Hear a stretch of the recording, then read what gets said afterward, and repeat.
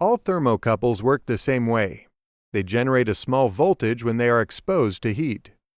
If you're interested in the detailed physics of the way this works, you can research topics like the thermoelectric effect or the Seebeck effect.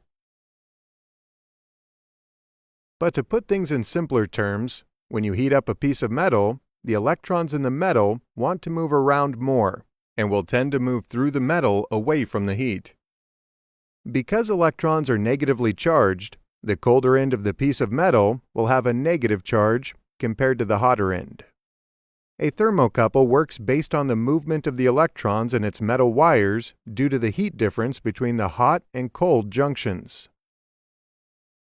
If the two wires of the thermocouple were made up of the same type of metal, electrons in both wires would move away from the heat at roughly the same rate, so you couldn't really measure the difference in the charge of the two wires.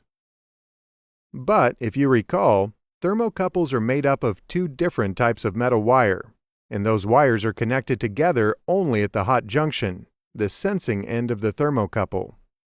The different metals in those wires, or more accurately, the electrons in those different metal wires, react differently to heat.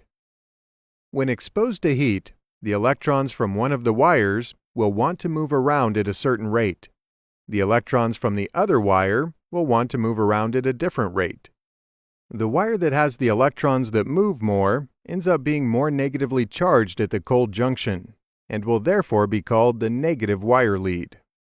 The wire with the slower electrons won't build up as much of a charge, so it's called the positive wire lead.